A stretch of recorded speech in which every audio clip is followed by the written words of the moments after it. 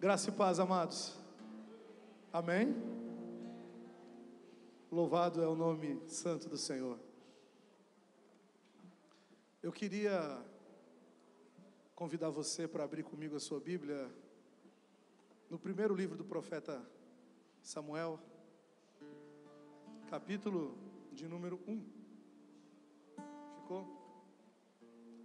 Ficou a mochila para trás, deve ser da Raquel, que ela só precisa de uma mochila e de uma rede.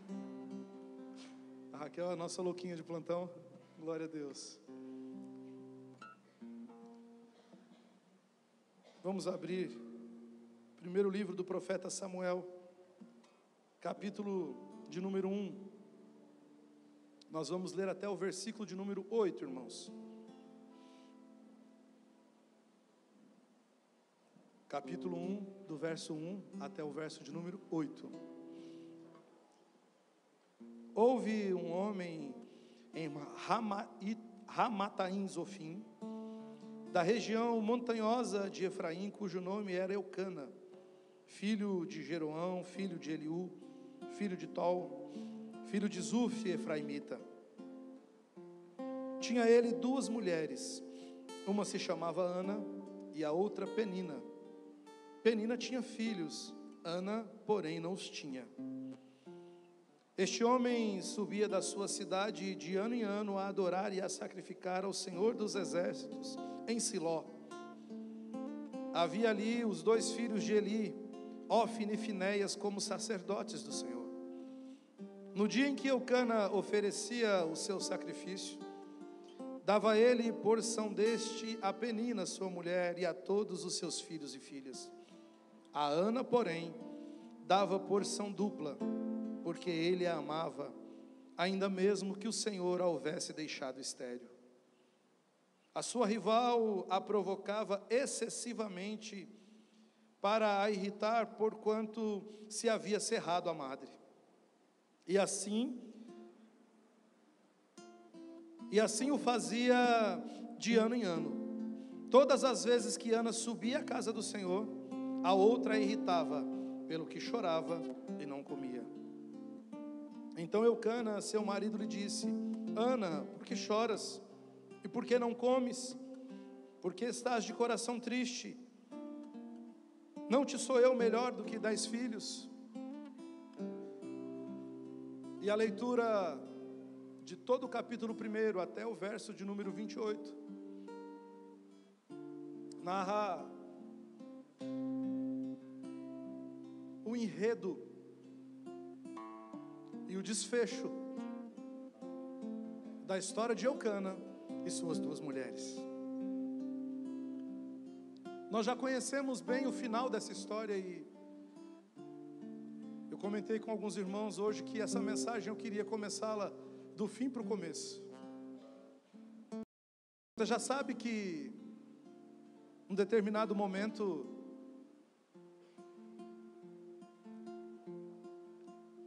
ao subirem para sacrificar ao Senhor, Ana se derrama na presença do Senhor e faz um voto.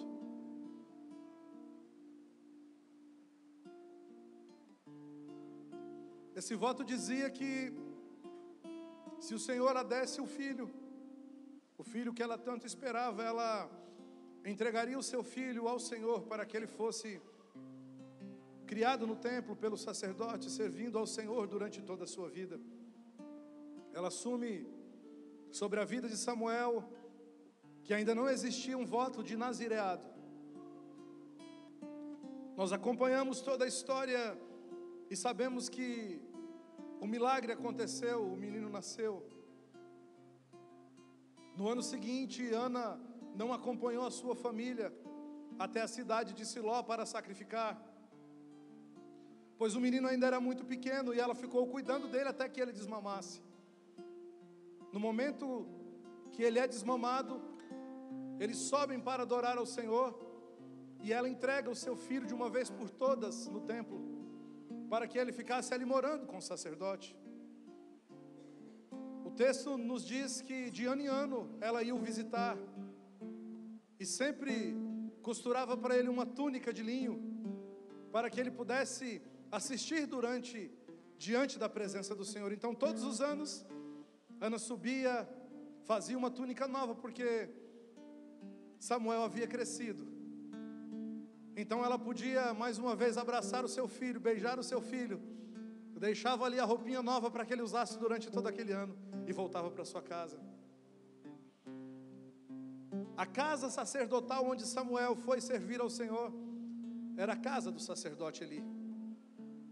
Era uma casa de um sacerdócio caído, onde os sumos sacerdotes, os filhos de Eli, Ofni e Finéias, eram homens que a Escritura chama de filhos de Belial. Eram homens que haviam profanado o serviço do Senhor. Eram pessoas que estavam usando a posição que ocupavam para satisfazer os próprios desejos do seu coração. Haviam banalizado o serviço do Senhor. O texto do capítulo 2 ainda vai nos dizer que Samuel começa servindo na presença do Senhor. No capítulo 3 ele tem um encontro com o Senhor. Ele começa a ter a experiência de poder ouvir o Senhor. No capítulo 4 acontece a morte do sacerdote Eli. Então, a partir do capítulo 7 do livro de 1 Samuel, nós já vemos o jovem Samuel como juiz sobre Israel. Aquele menino que há um tempo atrás era simplesmente o motivo pelo qual uma mulher chorava, era agora o governante do povo de Israel. No capítulo 10 ele unge Saul como rei. No capítulo 16 ele unge Davi. No capítulo 25 ele morre. Se você ler o versículo 1 do capítulo 25, você vai ver que todo Israel se reuniu para chorar e prantear a morte de Samuel. Aquele que não deveria nem ter nascido. Aquele que era um milagre. Ele é usado pelo Senhor como aquele que traz a restauração sacerdotal sobre Israel. O ofício sacerdotal, irmãos, tem um novo significado a partir de Samuel. Nós já aprendemos isso aqui com o nosso profeta. A movimentação de todo Israel é agora orientada de maneira adequada pelo Senhor através da vida de um menino, de um milagre, de alguém que não deveria nascer. Uau! Que história maravilhosa! Quantos aqui têm uma causa impossível? Levante a sua mão. Quantos aqui têm um drama pessoal, algo que te traz aflição, algo que te angustia, algo que tira suas noites de sono, te traz preocupação? Quantos têm um drama pessoal? Quantos gostariam de que o seu drama pessoal, aquilo que te angustia, que te faz chorar, fosse usado para mudar a realidade da igreja de Cristo, para abalar a nação brasileira, para transformar o jeito de viver da igreja brasileira? Quantos gostariam? Pois é, Ana teve esse privilégio.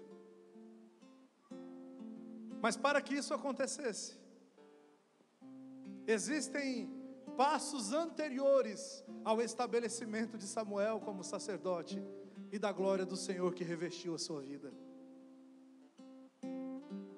Eu quero conversar um pouco com vocês sobre os versículos 1 até o 8 do capítulo 1, que fala das circunstâncias da concepção de Samuel e do posicionamento de sua mãe Ana, da outra esposa de seu pai Penina. Nós precisamos ter clareza da movimentação dessas duas mulheres em relação ao seu esposo Eucana e de que maneira elas estavam lidando com os seus dramas pessoais. Eu gostaria de dar nome ou fazer uma comparação de Ana e Penina como sendo duas igrejas. Penina é uma igreja. Ana também é uma igreja. Na Bíblia, em várias oportunidades, o Senhor usa a figura de duas mulheres para tipificar dois tipos de igreja. A igreja penina é a igreja que enriqueceu. É a igreja que, do relacionamento com o noivo, do relacionamento com o esposo, ela teve resultados. E o resultado do relacionamento foram filhas e filhos. Eu gostaria também de que você olhasse essas duas mulheres como sim uma igreja, mas que individualmente você analisasse a sua vida e observasse em que igreja você se encaixa.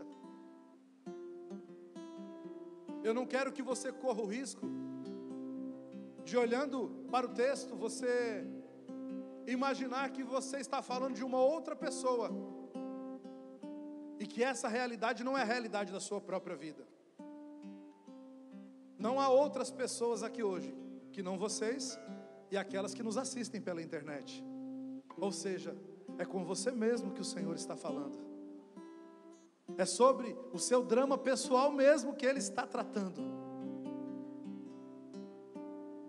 Então você é Penina ou Ana enquanto igreja no coletivo, mas você é Penina ou Ana também individualmente, dependendo da maneira com que você movimenta o seu relacionamento com o noivo.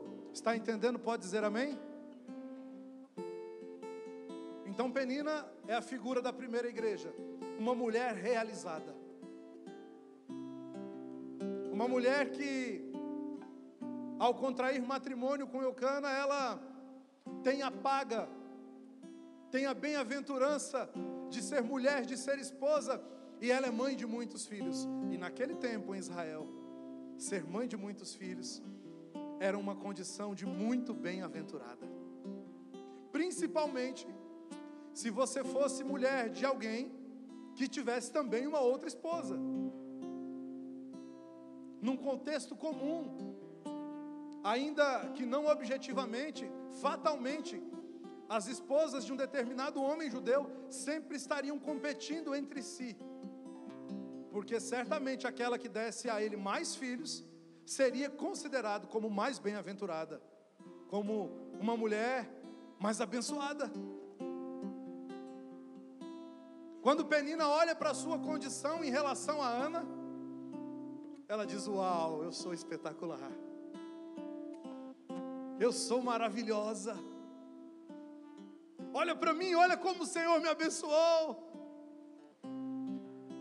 eu enriqueci, eu fui agraciada pelo Senhor, eu tenho filhas e filhas, olha quantos filhos eu tenho. Desde lá atrás, quando o nosso ministério começou, olha como cresceu, olha quantas construções maravilhosas nós fizemos. No começo ninguém acreditava, mas olha como nós estamos grandes agora, olha como nós estamos suntuosos agora. Agora, aquela ali, tadinha da Ana. A Ana não é ninguém não.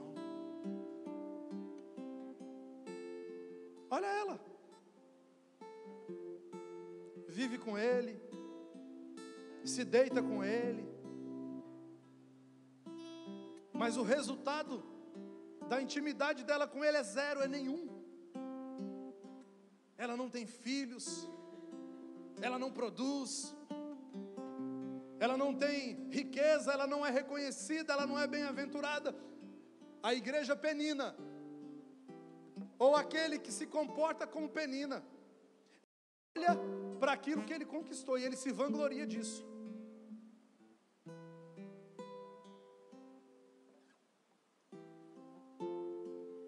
E ele olha para as pessoas que não têm aquilo que ele tem com desprezo. E procura o tempo todo fazer comparações, para se colocar num patamar superior, para que o seu coração se sinta aquecido pela posição que ele ocupou. Você está compreendendo isso? Pode dizer amém? Penina é uma igreja má, não é, irmãos? Você acha que existe a igreja Penina? Quantos de nós temos nos comportado como Penina? Quantos de nós temos nos comportado como pessoas que querem se valer das conquistas, do trabalho executado, do que prosperamos, e sempre que olhamos para pessoas que são mais humildes ou estão fazendo um trabalho um pouco diferente do nosso, a gente não acredita, taxa, começa a fazer comparações, dizendo: nunca serão como nós temos história, nós temos força, nós somos diferentes, nós somos os melhores. A igreja Penina, ela está embriagada com as suas conquistas e com os resultados que ela alcançou por meio da relação. A igreja Penina, esse fio aqui, irmãos, não é de Deus não, ela recebe o benefício do noivo e acumula em grande quantidade, porque todos os seus filhos recebem a sua porção também. De um outro lado, no texto, em oposição à igreja Penina, nós temos a igreja Ana. E o engraçado é que quando a gente olha para a igreja Penina, os mesmos benefícios que a outra, coitadinha da Ana. Normalmente é assim que nós a enxergamos. Só que não é sob essa ótica que eu quero falar sobre a igreja Ana com você hoje. Porque facilmente, quando nós ouvimos falar da igreja Ana, nós nos colocamos no lugar dela. E não existe essa palavra, né? Mas nós nos coitadizamos. A gente se martiriza, se coloca numa posição, fala: é mesmo.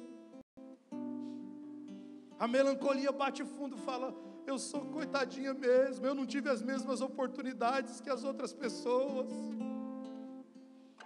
Para mim tudo dá errado mesmo. Olha como a minha situação é difícil. Quando eu olho para a situação daquelas pessoas que são Penina, olha como elas estão, olha a minha situação aqui. O problema é que na maioria das vezes, nós nos colocamos numa posição de humildade, mas não é porque nós somos humildes, é porque nós não conseguimos os mesmos resultados que a igreja Penina conseguiu.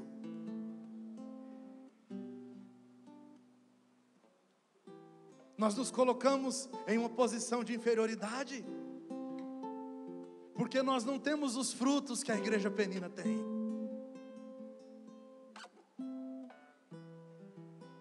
O desejo do nosso coração é ter o que ela tem para poder cantar. Quem me viu passar na prova e não me ajudou. É para dizer que a nossa vitória tem sabor de mel.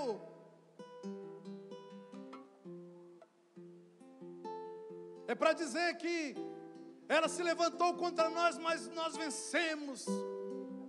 Se o mar não se abrir, a gente passa por cima.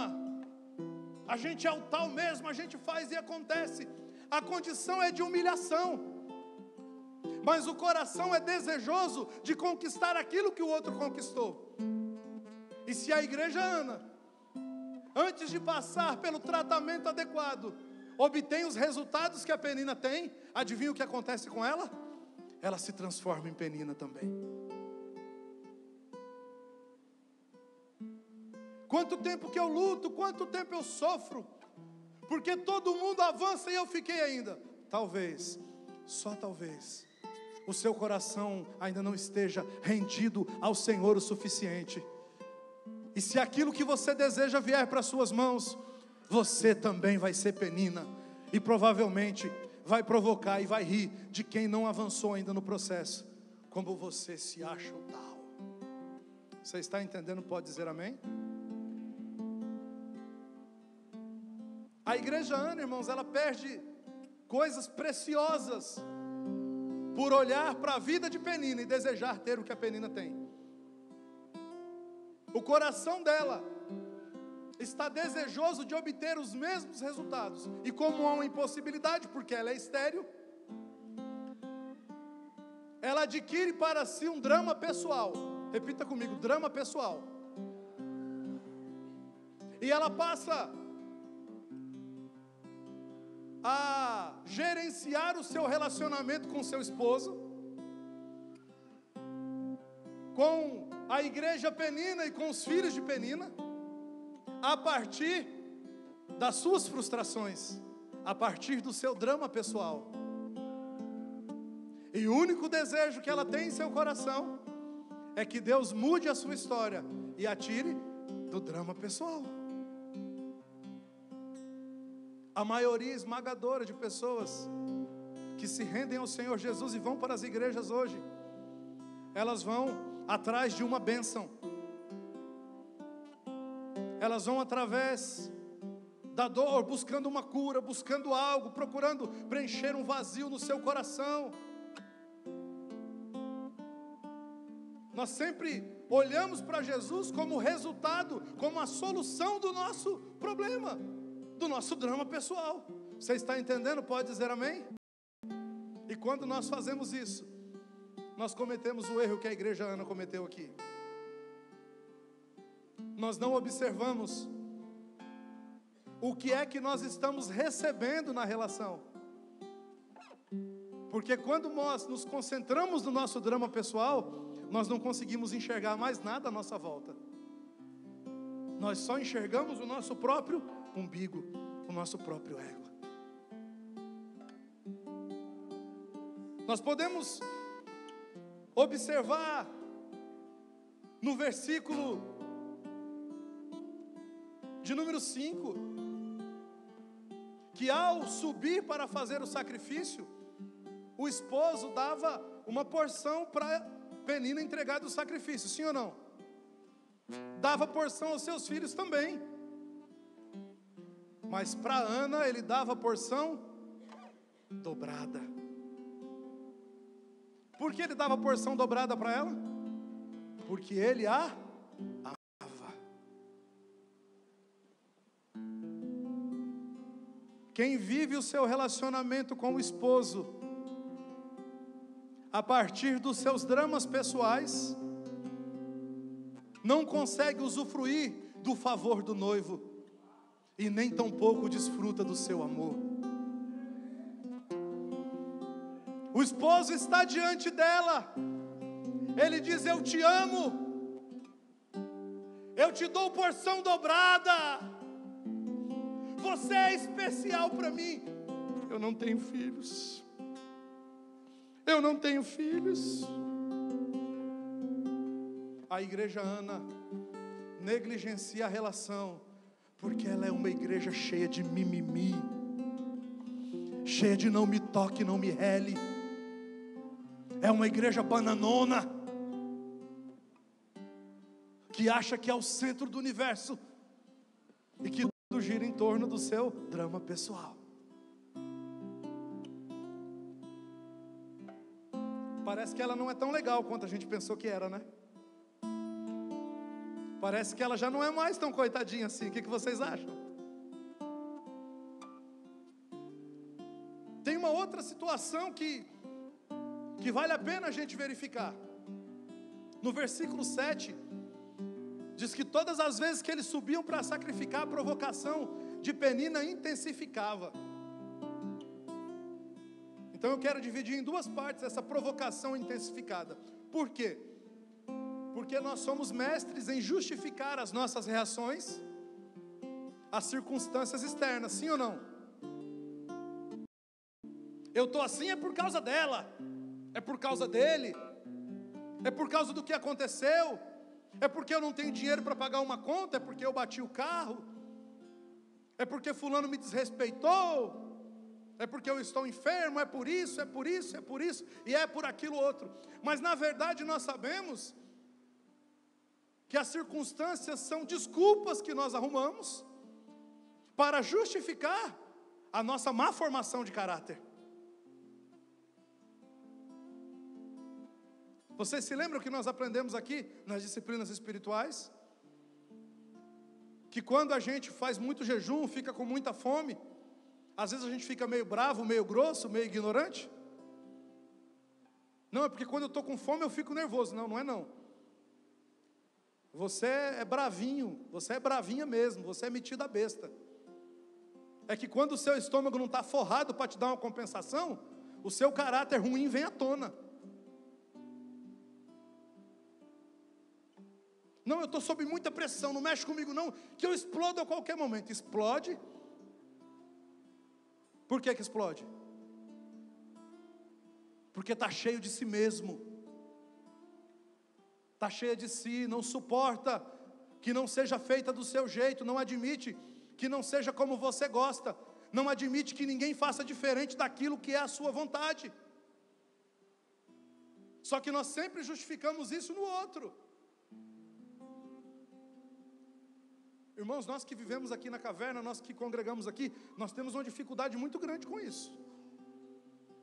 O apóstolo Luiz, ele está viajando, está no Nordeste, está voando para Cuiabá, hoje vamos orar por ele. Ele não sabe brincar. Ele é mau, irmãos. Às vezes a gente vai conversar com ele, se alguém tiver um testemunho, diga assim, peraí, não diga ainda não, deixa eu dizer primeiro. Aí a gente vai conversar com ele cheio de razão, reclamando do outro, da esposa, do esposo, do amigo, da amiga, do companheiro de ministério, dizendo que isso e aquilo outro, e a gente chega cheio de reclamações do irmão, da esposa, do filho, do marido, seja de quem for. Aí ele vai ouvindo tudo, quando a gente fala, agora vai, ele vai ter dozinha de mim agora, ele vai me botar no colo, ele fala, então, dá uma puxadinha na camisa e fala, o problema não é o outro, o problema é você, porque você é assim, assim, assado, você não admite que não seja feita assim, assado. Posso ouvir um ai de alguém aí, não? Ai, estão entendendo o que eu estou falando? É o nosso caráter sendo revelado, irmãos. Nós queremos justificar nas atitudes dos outros, mas não é. É só uma oportunidade que Deus está dando para nós sermos tratados e vir à tona aquilo que somos.